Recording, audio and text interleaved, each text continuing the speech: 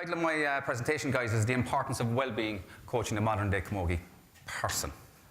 Okay? In CAMOGIE, we strive to deal with people. People first, before players. Just to give you a background before I start, just in relation to where I've come from, what I've been doing.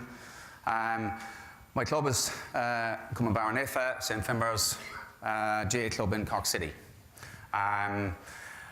My background there basically is obviously I've played up as far as when I was 37, played senior hurling there. A lot of my work there in the last probably 10, 12 years is to do with schools work, dealing with 800 to 900 kids a week, understanding kids from 4 years of age all the way up to 12. And I've stuff investing in a lot of underage work and structure and at senior level. UCC, as Niall alluded to there, basically I'm a football coach and I'm lucky enough to share that platform with Billy Morgan. Okay, probably a lot of you know here who Billy Morgan is. Huge, huge figure in Cork GA in the Gaelic football circle. Extremely passionate man, and I would have learned, and he would have mentored me over the last 10 years. We've a really, really good relationship, and we've had success along the way, and we had some losses as well. From a coaching perspective, you'd see what the hell is Gary Duff, Church of Ireland, up here in Bishdown Tennis Club. I coach in tennis, I also coach in hockey. Okay, my background from an academic perspective is that I have a degree in strength and conditioning. So I delve into other sports as well to see if they can help me out. And maybe looking from different coaches' perspective. And their players' perspective as well.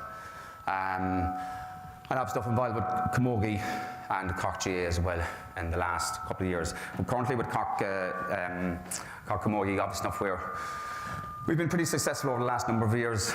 And it's been a huge learning experience for me to be involved with them. They're often an extremely driven team. So that's kind of my coaching background. Just to let you know where I'm at the moment, I've just started a PhD last September in Cork Institute of Technology. So that's where I'm at the moment. So it's youth development in Gaelic football. What we're looking at is all the parameters around people that are involved in Gaelic football fulfilling their potential, whatever that potential may be. There's a lot of talk in relation to talent development environments, giftedness. And to me, can't say that 14-year-olds gifted or talented. We'll just see where they go, and maybe retrospectively we'll look back and say basically they had the potential to fulfill their ability, and we provided that environment to fulfill their potential. Ultimately, we're looking at the person. That's well-being is part of that as well, obviously enough. Okay, so I'm going to start with a quote that really kind of underpins a lot of work that I do. And I'll leave you read it yourselves. And there's kind of 3 keywords that we work off. Adapt, environment, and inhabit. You can't adapt to an environment you don't inhabit. So if you're a very drill-based coach, that's your environment. You're going to be brilliant at that. At the moment, I'm trying to adapt to the environment of doing research, PhD. It's quite difficult. But slowly but surely, with help and support, that is starting to happen because I'm inhabiting it a bit more. Okay? So just keep that quote in mind when we're going through the presentation.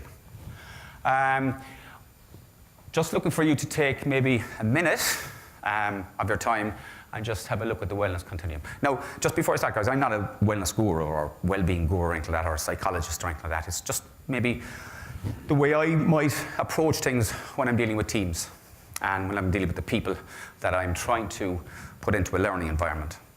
Okay? And it's just interesting to see where you are in relation to that. And maybe it might provoke some conversations with yourself. Okay? So just to get cracking, in relation to well-being, Hatfield views well-being as people actively involved. That they're actively involved in looking to enhance their well-being from an intellectual, physical, social, emotional, occupational, and spiritual. Okay? And this is the key here, is conscious process. That you're providing an environment where they are actually stepping out of the box and looking at themselves. Just to give me a kind of a bearing for today, I'm using the Wellbeing Indicator tool for youth. various headings there. I think we kind of need to start with youth, even though a lot of my work is dealing with senior players and so-called elite players at the top of their game. But as I said at the start, my coaching really works from 4-year-olds all the ways up to that level and in different sports. Okay, again, as I said earlier on, environment is really the first one for me. What environment are we providing, or what environment are we in? So obviously, if you have a physical environment, the facilities that we work out of, this is Castle Road, this is our main facility in Cork in relation to Cork CAMOGIE. Dressing rooms only came on stream last year, and this provides a lot of context for us when I'm running my sessions. Okay, put players into context in relation to the environment, the physical environment, where they're situated on the pitch, the areas of the pitch we work from, what situational plays we take. That's the environment they're going to have it the weekend. Obviously, you're going to have stresses and strains and chaos and all that kind of stuff. That comes as well. For example, I think I was talking to Ken Robinson earlier on. Do nothing across the pitch. Never do anything across the pitch. There's no context for the player. Okay, up and down. Goals are behind me. Goals are in front of me. Sidelines. All these will give me a map in relation to where I'm going to be playing or the areas I'm going to be playing. So it provides context. My context will shape my content. Okay, that's a key. Another underpinning for me is context shapes content. Extremely, extremely important that. Obviously, respecting facilities, making sure the dressing rooms stay clean, the pitch, things are cleaned off, no water bottles left there, and kind of an education around that you respect the facilities. We don't expect the groundsman to cleaning up after us. We clean up after ourselves. Or that's the education around it anyway.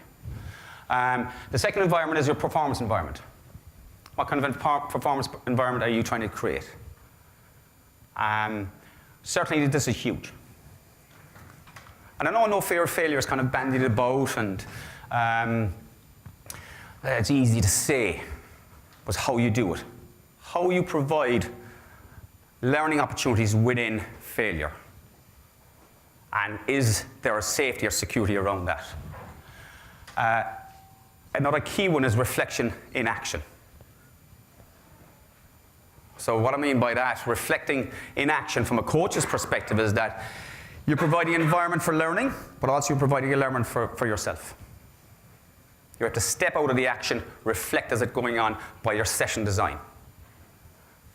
And you drive your session design towards being representative of the game.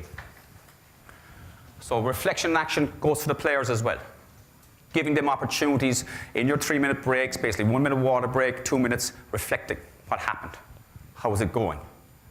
Develop opportunities for conversation from the youngest to the oldest. That you provide that space. Keeping a blue head. Obviously enough out here last September, serious pressure. Again, a lot of the stuff here in our performance environment goes towards the coaches and the management teams and also the players. But obviously enough, certainly in the second Sunday of September or third Sunday in September, serious pressure out there. And there's a real test from a management's perspective and the player's perspective is to keep a blue head. We talk about composure a lot here. Coolness. We provide an environment where we test this constantly. And something that Derek just said there in relation to emotions and egos and the me and all that kind of stuff, basically, we feel that emotions are extremely important. We do not suppress emotions. Emotions are extremely important. We have some extremely emotional individuals. Both sides of the fence. Obviously, how we control that and how we maybe enhance that is important. And there's certain ways of doing it. But we feel that that's really, really important. Can we provide a purpose for it? Okay? So a purpose, we all need a purpose. So we've had an environment, and now we have a purpose within that environment. And it's recognizing your place. Part of something bigger than ourselves. Moving from selfish to selfless. It's extremely important. And a quote by Phil Jackson, big-time NBA basketball coach, and I know I kind of almost, not contradicting what Derek was saying earlier on, but I mean, he's making room for the me and he's making room for the we.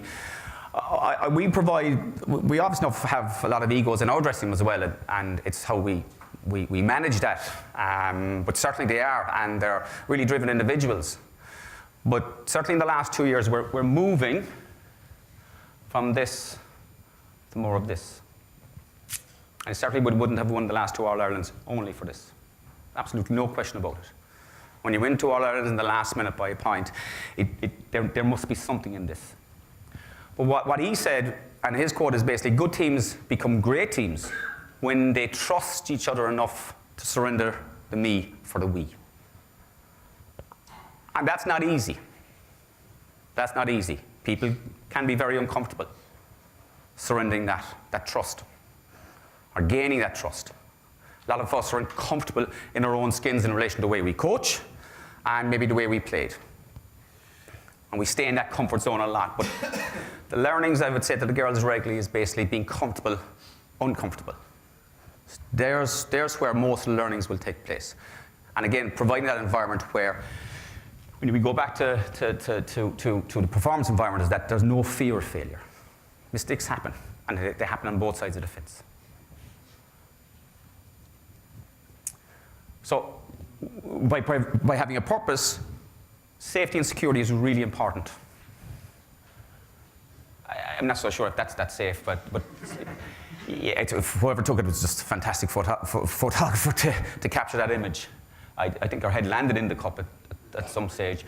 Certainly it was there at some stage as well later on that evening. But I just included this photograph because obviously enough, it brings a bit of humor to it, but basically this is a lot of the time. Success is messy.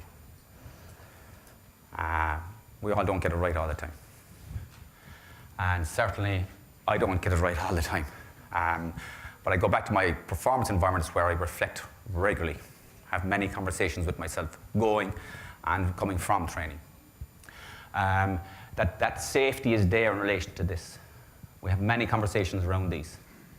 But ultimately, even at the highest level, guys, and this is really, really important to impress. A lot of the time, everybody thinks high-performance cultures or high-performance environments, that it's very serious.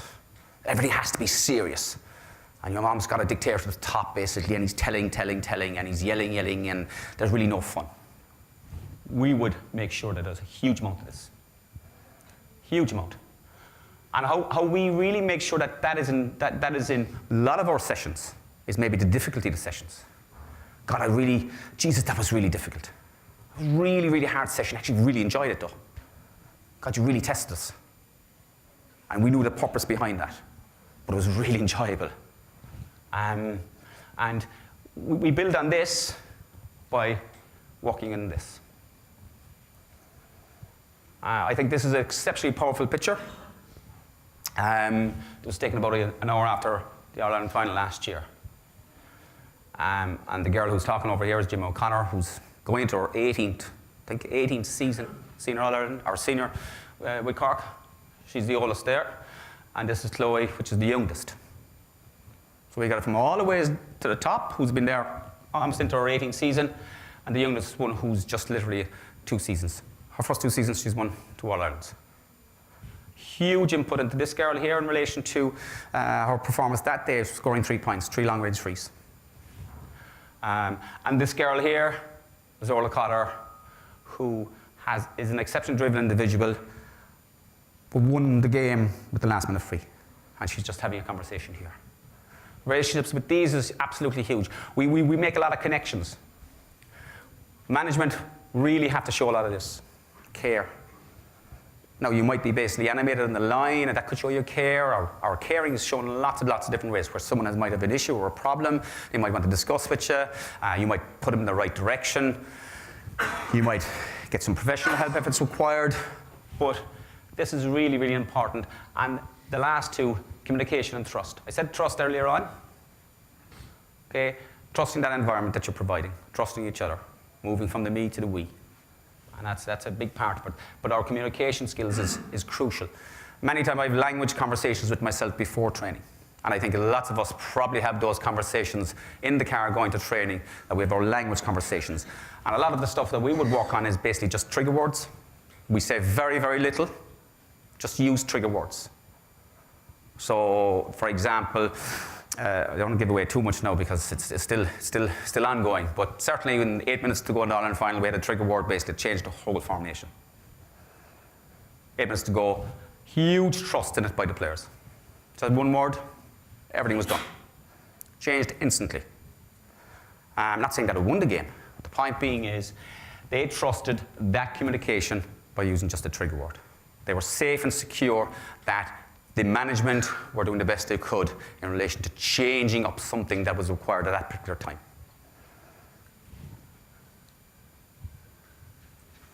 Okay. There's kind of a lot of this in the public over the last while. And sometimes it can be a bit of a taboo subject. A lot of players are probably speaking a bit more openly. From my perspective is that I really have to be aware of this when I'm dealing with the people that I'm trying to put them into that learning environment. Julia White, for example, this girl here, gave an interview or an article in a paper not so long ago basically in relation to mental health. And especially around female sport and participation is that the perfect body is kind of a thing that's thrown out there. I don't know what perfect looks like. Personally, I have no idea. I have no interest in perfection.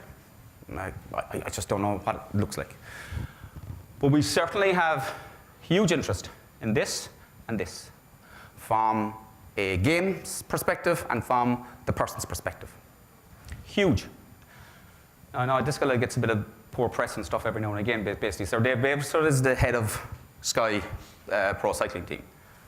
And this is a quote that he had. And it's something, as again, a lot of this stuff will underpin my way of coaching.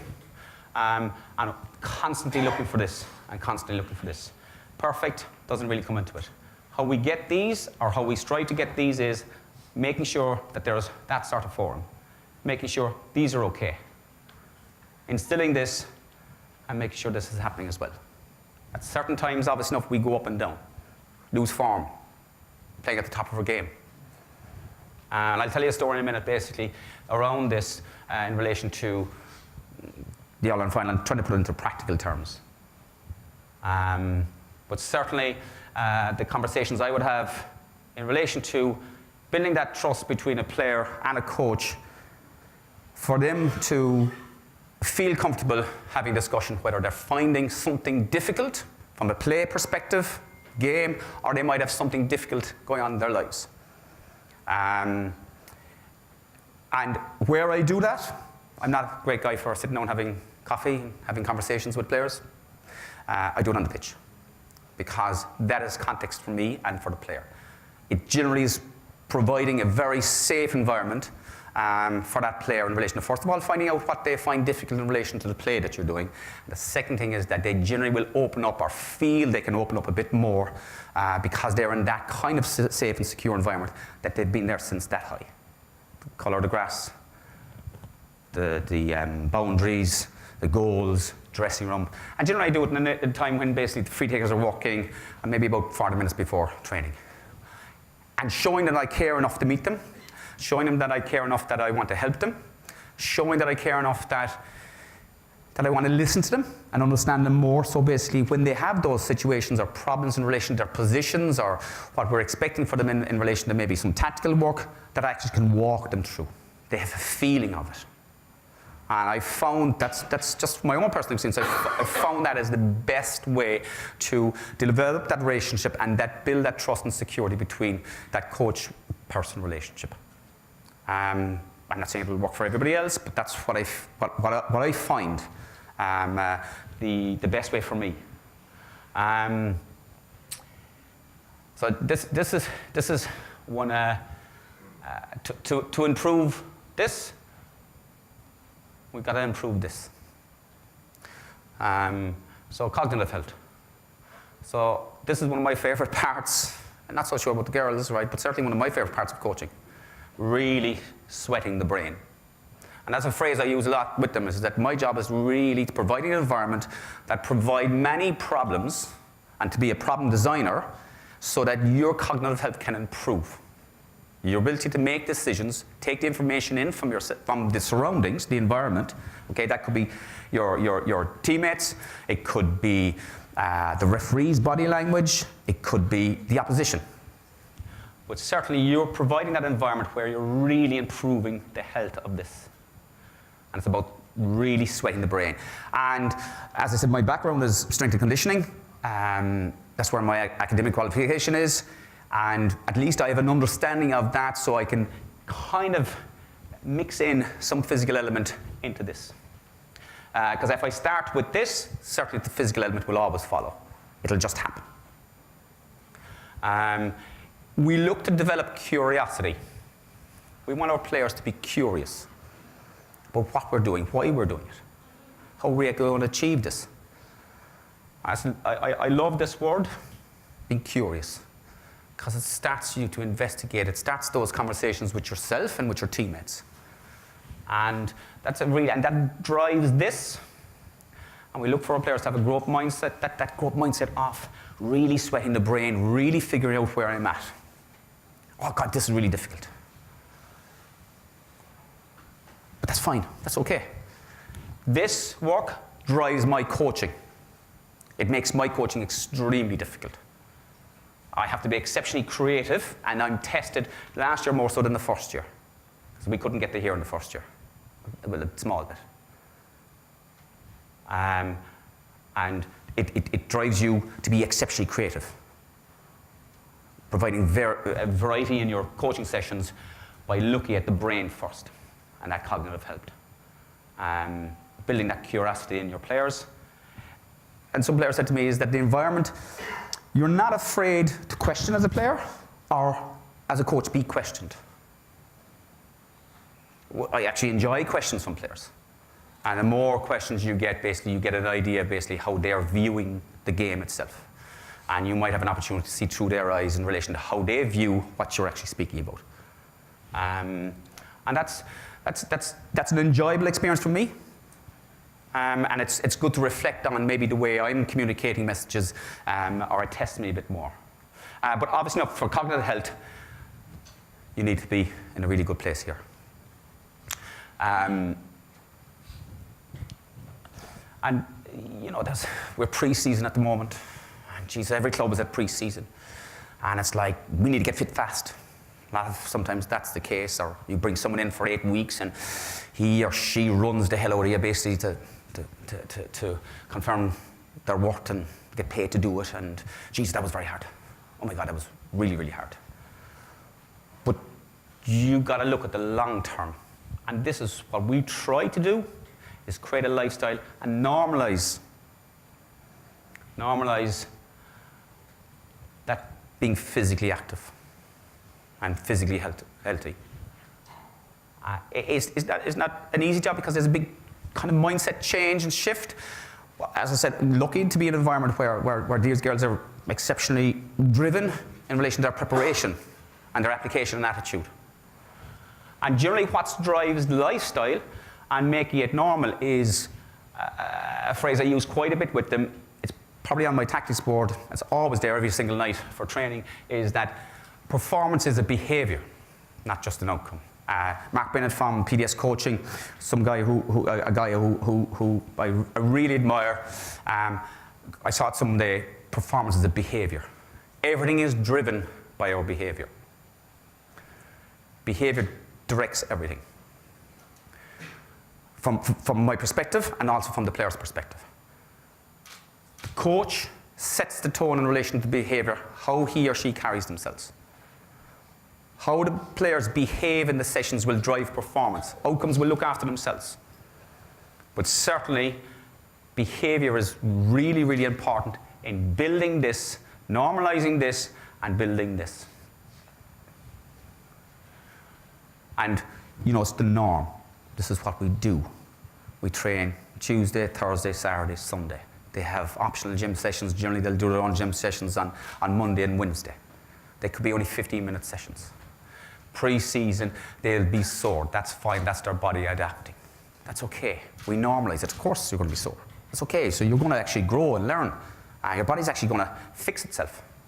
Obviously if done in a progressive manner and properly monitored. But it's normal. It's not done for 8 months. Not done for 8 months. It's done for all a year. And we try to build that lifestyle around it. And I'm kind of leaving this towards the end. I'm not sure, I haven't a clue about my time, lads. I don't know where I'm at with my time. But thanks, Niall. Almost on point. A lot of the time, that's how I feel my sessions as well, as basically I'm not too worried about time. I tend to see and reflect on the action and maybe layer and develop and see the body language and how I can make it more complex from simple and just get a feeling. I remember when I started first, just going off point here for a small bit, but I remember when I started first, Paddy, who's my brother and who happens to be the manager, said, how long would that take? I said, it depends. I don't know how long. I'm not sure. It depends. Do they understand it? How long will it take them to understand it? I actually need to start understanding the girls in the first place. And it depends. Sometimes I cut it, sometimes I won't. Just feeling, and that's your intuition. Obviously, if we have GPS data and we have heart rate monitoring and stuff, and that'll back up other information and confirm your intuition maybe. But I'm trying to allow sessions basically to build. And now, obviously enough, we have context and that shapes our content as well, obviously enough, and sometimes we're under a small bit of time constraint, but probably drove him nuts. And he had to probably adjust the way he managed as well. And just speaking about the management and we'll say party and stuff like this, we would have a community practice. Well, certainly I have a community practice, and this could be all the management team. And it generally shares a common interest. My community practice is all the coaches that I deal with and coaches for the field that they don't even know they're mentoring me. Might have an email to them. Guys that I follow, maybe a Twitter, and I have connections made with them. It could be in Europe, it could be in the States, anywhere. Picking their brain. Maybe going to conferences and building relationships. Experiences. Having conversations that afford you the opportunity to allow for you to give your experiences on some topic. The difficulties, what works for you maybe. Put some context on it. Generally looking with the common goal of improving and sharing experiences. We also have a community practice with our players. We like to have conversations. When I look at problem designing, basically, we tend to have opportunities within the sessions, whether it's our 3-minute breaks. Generally, I tend to do everything in 3.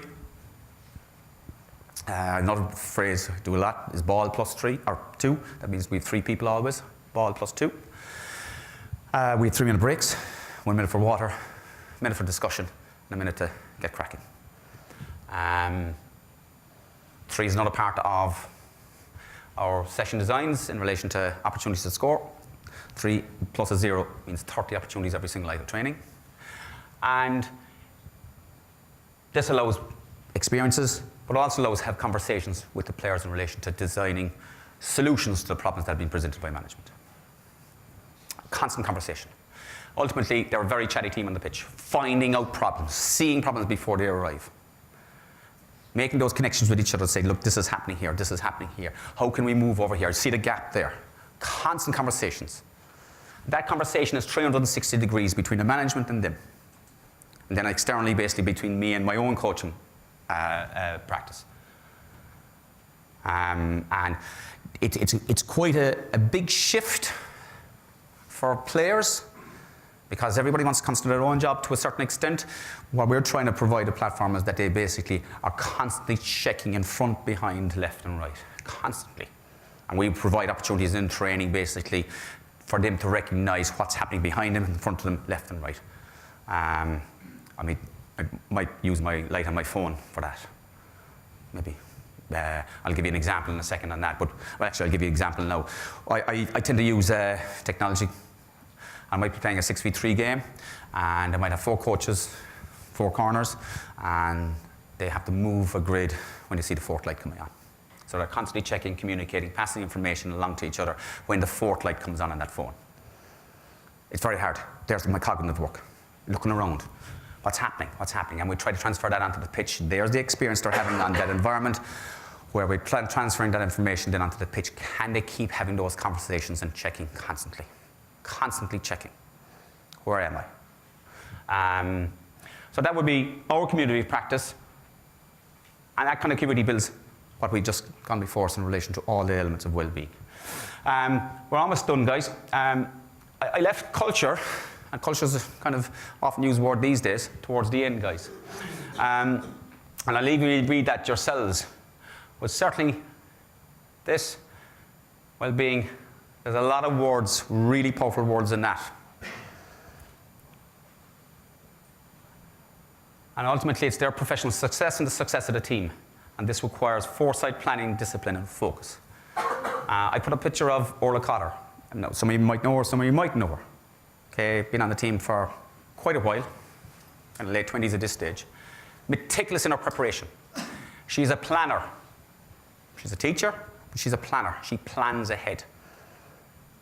She's the free taker. I think her stats, 43 out of 45 frees in the All-Ireland series. Exceptionally super girl to work with. I did a lot of work with her probably about 5 or 6 years ago, but constantly working with her. She's on the pitch at 6:15 for a 7 o'clock session. My job is to stress her in training sessions and to put her into an uncomfortable position regarding opportunities. That may be driving her heart rate up to 185 and ask her to take a free, and there's a consequence if she misses. So trying to replicate or represent what's happening out in the game. But she plans, she's exceptionally disciplined, and she is focused. So when we look at well-being and building a culture around that, we look at having the foresight, having the ability to plan for it, being aware of it, and being disciplined and focused to try to get to an outcome of really good culture of well-being. Okay, some take-home messages, guys. I'll kind of leave you with maybe 4. Just recognize the importance of well-being in your own life and the life of the people that you're coaching. First step, we mentioned this quite a bit, is awareness. Stepping outside of the box and being aware of exactly how we look at ourselves. And you've got to look at yourself too, because coaches take a lot on themselves, almost too much. You've got to be aware of your well-being as well. How am I looking after myself? A lot of us can be insecure. We always check into the session, or how was the session? How do you think it went? Constantly checking and reflecting all the time. What are you doing to enhance the well-being of your players? What opportunities are you providing in the environment that you're working in? Or something you're currently doing that has a negative impact. And the final one, guys, is it really your priority? What does it look like in real life? There are some maybe questions or take-home points for you maybe to step outside of the box and actually look in and say, okay, this might just drive a conversation with yourself. What am I actually doing? What environment am I creating? How am I doing it? Is it a negative impact or is it a positive impact? And I actually look at myself. Okay, guys, that's our community practice. Quite enjoyable photograph for us, and a nice bit of satisfaction. I'm not saying that's what we see as success, but it's nice to have something with all the people that you've worked so hard with and collaborated with and cooperated over the year. Okay, guys, thanks very much. And I'll be here for questions, and I only like to have a conversation.